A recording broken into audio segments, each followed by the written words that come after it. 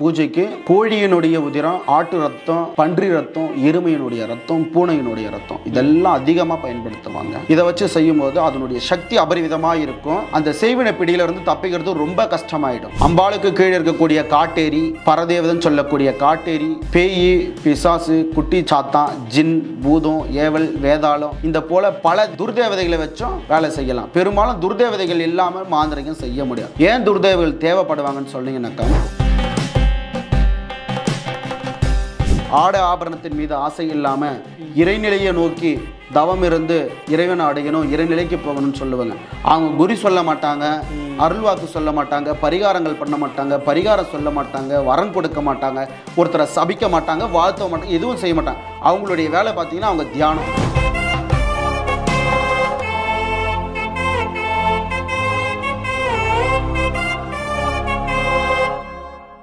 இப்போ கண் திருஷ்டி இது எந்த அளவுக்கு மக்களை பாதிப்பு அடைய செய்யும்? கல்லடி பட்டாலும் படலாம், கண்ணடி படக்கூடாதுன்னு பெரியவங்க சொல்லியிருக்கிறாங்க. புரியுதுங்களா? அப்பா, கண் திருஷ்டி பொல்லாத ஒன்று. செய்வின பிடியிலிருந்து கூட தப்பிச்சிடலாம். இந்த கண் திருஷ்டியிலிருந்து தப்பிக்கிறது ரொம்ப கஷ்டமான செயல். ஒருத்தர் வந்து பார்த்தீங்கன்னாக்கா ஒரு காரு, வீடு, மனைவி, மக்கள் சந்தோஷமாக இருந்தாலே பக்கத்து வீட்டுக்காரனுக்கு பிடிக்காது, முக்கியமாக நம்மளுடைய சொந்தக்காரனுங்களுக்கு பிடிக்காது. அப்படி இருக்கும் பொழுது உடல்நிலை பாதிப்பு ஏற்படும், வருமானம் குறைவும், இல்லடத்தில் வந்து பார்த்தீங்கன்னா நிம்மதி நிலவாமல் இருக்கும், சண்டை சச்சரவு போர்க்குளங்கள் இருக்கும், மருத்துவ செலவுகள் அதிகமாக இருக்கும். இந்த பிடியில் இருந்தாக்கா நிச்சயம் இது கண் திருஷ்டி. இதுலேருந்து தப்பிக்கிறதுக்கு நீங்கள் உப்பு, மிளகா, காலடி மண், முச்சந்தி மண்ணை வச்சு குழந்தைங்களுக்கு உங்களுக்கு சுற்றி போடுறது, ஆலயங்களுக்கு சென்று உங்கள் தலையை சுற்றி ஏற்றறிக்கி, எலுமிச்சங்கனியில் சூளத்தில் சொருவது, பாதுகாப்புக்கு கயிறு, முடி கயிறோ தாயத்து போடுறது, இந்த போலெல்லாம் செஞ்சால் நிச்சயம் அதிலிருந்து நம்ம விடுபடலாம். Okay okay. இப்போ கண் திருஷ்டின்னு நார்மலாக சில பேர் சொல்லுவாங்களே, இல்லை இவ்வளோ முடி இருக்குது அப்படின்னு கண் திருஷ்டி வைக்காருன்னு சொல்லுவாங்க, அதெல்லாம் பழிக்குமா? பழிக்கும். சில பல்லு பழிக்கும், கருணாக்கு பழிக்கும். சிலவருக்கு பார்த்தீங்கன்னாக்கா பிறக்கும் போதே அந்த போல் சாப வரம் வாங்கி பிறந்திருப்பாங்க, அவங்கெல்லாம் சாபம் விட்டால் கூட பழிக்கும். அந்த போல் அந்த மாதிரி சொல்கிறதெல்லாம் நிச்சயம் பழிக்கும். ஐயோ நல்லா இருக்கிறானே அப்படின்னு சொல்லுவான். அன்னிலிருந்து பார்த்தீங்கன்னா அவன் குடும்பமே நல்லா இருக்காது, நிம்மதி நிலவாது, அந்த வீட்டில் சண்டை சச்சரவாக இருக்கும். ஆனால் நான் நல்லா இருப்பேன்னு சொல்கிறான்னா அது பழிக்க மாட்டேது, பழிக்காது. அவன் வந்து முழுமையான மனசோட சொல்லல, நல்லா இருப்பான், நீ நல்லா இருந்தால் சந்தோஷம் தான் எனக்குன்னு ஒரு மேலோட்டத்தை தான் சொல்லிட்டு போகிறாங்க. மனசார யாராவது சொல்லுவாங்களா? நிச்சயம் சொல்ல மாட்டாங்க. 10ல் ஒருத்தர் இருக்கலாம், 100ல் ஒருத்தர் இருக்கலாம், நீ நல்லா இருக்கணும்னு சொல்லி பெரும்பாலும் நினைக்க மாட்டாங்க. ஓகே. இப்போ பூஜைக்கு வந்து எந்தெந்த மிருகத்தோட ரத்தத்தை வந்து அதிகமாக பயன்படுத்துகிறாங்க?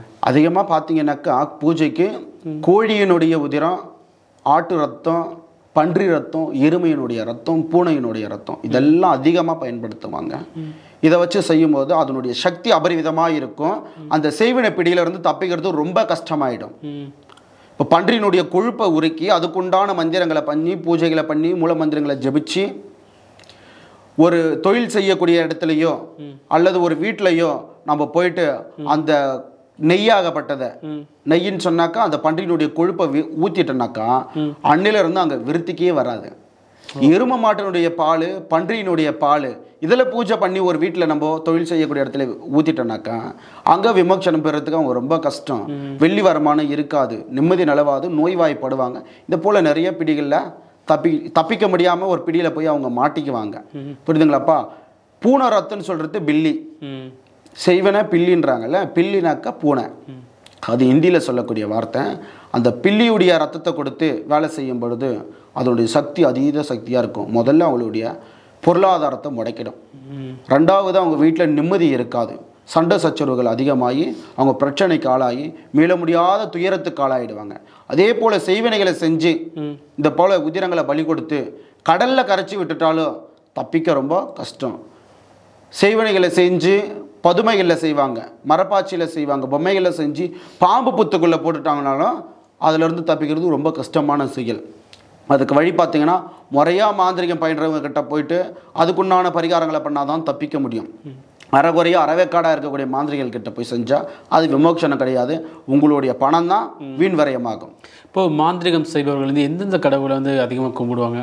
அதிகமாக பார்த்தீங்கன்னா காளியை தான் வழிபாடு செய்வாங்க. காளி இல்லாமல் அதர்வன வேதம் இல்லை. அதர்வன வேதத்தில் எல்லாத்துலேயும் சொல்லப்பட்டிருக்கக்கூடிய ஒரு தேவதை, அதிதேவதை மகாகாளி. இந்த மகாமயான காளியை வச்சு தான் மாந்திரிகம் செய்கிறது உண்டு. அம்பாளுக்கு கீழே இருக்கக்கூடிய காட்டேரி, பரதேவதன் சொல்லக்கூடிய காட்டேரி, பேய், பிசாசு, குட்டி சாத்தான், ஜின், பூதம், ஏவல், வேதாளம் இந்த போல் பல துர்தேவதைகளை வச்சும் வேலை செய்யலாம். பெரும்பாலும் துர்தேவதைகள் இல்லாமல் மாந்திரிகம் செய்ய முடியாது. ஏன் துர்தேவதைகள் தேவைப்படுவாங்கன்னு சொன்னீங்கன்னாக்கா, அவங்களுக்கு எல்லை கிடையாது, நேர காலங்கள் கிடையாது. பழி பூஜைகளை இட்டு படையல் முறைகளை செஞ்சு இந்த வேலையை போய் நீ செஞ்சுட்டு வான்னு சொன்னால் அந்த துர்தேவதை தன்னுடைய வேலையை போய் செஞ்சுட்டு வரும். இப்போ அகால மரணம் அடைஞ்ச துராத்மாக்களை தன் வசப்படுத்தி வச்சிருக்கிற மாந்திரிகர்கள் அதுக்கு பழி பூஜைகளை இட்டு ரத்தம் தான் முக்கியமான ஒரு பொருள். அவங்களுக்கு ரத்தம் கொடுத்து ஒருத்தனை போய் தூக்கு மாட்டிக்க வை, அவனை ஆக்சிடென்ட் ஆக்கு, அவன் குடும்பத்தை கலைக்கணும் அப்படின்னு சொல்லி அந்த வேலையை கொடுத்து அமிச்சான். அந்த வேலையை கச்சிதமாக செஞ்சுட்டு மீண்டும் அந்த மாந்திரிகங்கிட்டேயே வந்து அது நிற்கும். ஆனால் அதுக்கு கடவுள் அதுக்கு ஹெட் வந்து காளி வந்து பார்த்தீங்கன்னா அந்த வேலைகளுக்கு ஹெட் இல்லை.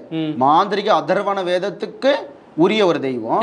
பேய்களுக்கெல்லாம் பெரியவளா இருக்கக்கூடியவங்க மசானவாசினி. மசானத்துல இருக்கக்கூடிய அனைத்து தெய்வங்களும் அம்பாளுடைய பாதத்துக்கு கீழே. அப்போ அவங்கெல்லாம் நம்மளுடைய கண்ட்ரோல்ல இருக்கணும்னா மகாகாளியுடைய பாதத்தை நம்ம இறுக்கமா பிடிச்சிருந்தாதான் இதுல நம்ம சாதிக்க முடியும். ஆக அவளுடைய மனசை குளிர வச்சு அவளை நம்ம ஆவாகனம் பண்ணி நம்மளுடைய ஆலயத்தில் வச்சிருக்கும் பொழுது மற்ற எல்லா தேவதைகளும் நம்ம கூட இருக்கும். அதை வச்சு நம்ம மாந்திரிக சக்தியை விளையாடலாம். ஓகே, இப்போ ஒரு மாந்திரிகருக்கு அவருக்கு ஒரு பிரச்சனைனா இதை வச்சு அவங்க யூஸ் பண்ண முடியுமா? தனிப்பட்ட பர்சனலுக்கு இந்த செய்வினை பண்ண முடியுமா? பண்ணலாம், பண்ணுறதுக்கான வாய்ப்புகள் அதிகம் உண்டு.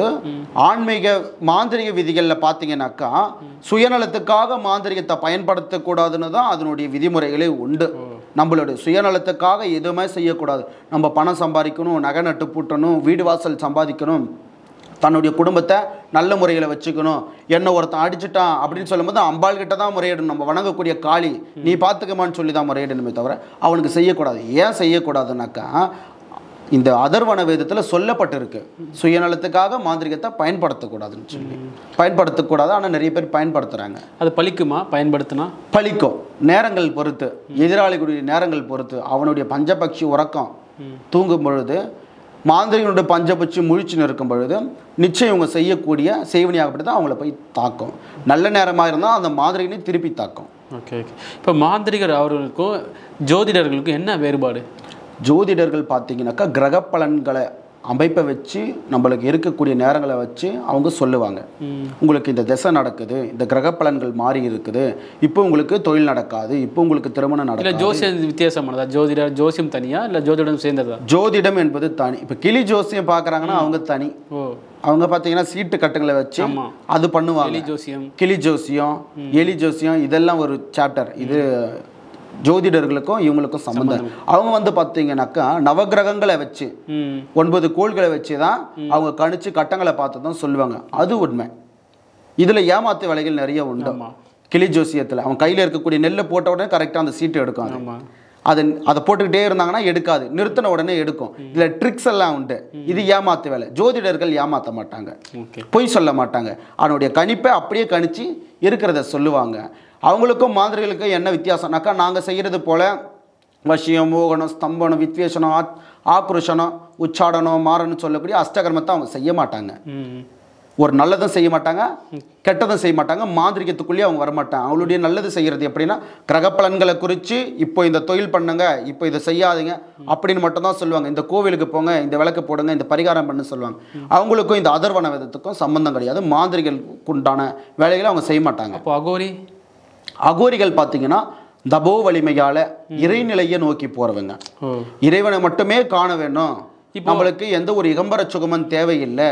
மனைவி, மக்க, வீடு, மண்ணு, பொண்ணு எந்த ஒரு பொருளாசையும் இல்லாமல், ஆட ஆபரணத்தின் மீது ஆசை இல்லாமல் இறைநிலையை நோக்கி தவம் இருந்து இறைவனை அடையணும், இறைநிலைக்கு போகணும்னு சொல்லுவாங்க. அவங்க குறி சொல்ல மாட்டாங்க, அருள்வாக்கு சொல்ல மாட்டாங்க, பரிகாரங்கள் பண்ண மாட்டாங்க, பரிகாரம் சொல்ல மாட்டாங்க, வரம் கொடுக்க மாட்டாங்க, ஒருத்தரை சபிக்க மாட்டாங்க, வாழ்த்த மாட்டாங்க, எதுவும் செய்ய மாட்டாங்க. அவங்களுடைய வேலை பார்த்தீங்கன்னா அவங்க தியானம், தபஸ், அதுலேயே தான் போயிட்டு இருப்பாங்க. சில அகோரிகள்லாம் சொல்கிறேன்னு நான் கேள்விப்பட்டிருக்கேன். சில அகோரிகள்லாம் குறி சொல்கிறேன்னுலாம் நான் வீடியோஸ் நிறைய. அது வந்து ஊரை ஏமாத்துற ஒரு வேலைப்பா. அகோரிகளுக்கும் மாந்திரிகத்துக்கும் சம்மந்தம் இல்லை, அவங்களுக்கும் இதுக்கும் சம்மந்தம் இல்லை. அவங்களுடைய வழியே வேற வழி. குட்டிச்சாத்தானில் 390 வகையான குட்டிச்சாத்தான்மார்கள் உண்டு. அவங்களுக்கெல்லாம் தலைமையாக இருக்கக்கூடியவர் தான் விஷ்ணுமாய குட்டிச்சாத்தான். விஷ்ணுமாய குட்டிச்சாத்தான் யாருக்கு கீழே இருக்கிறாருன்னா சோட்டானிக்கார பகவதிக்கு கீழே இருக்கிறார்.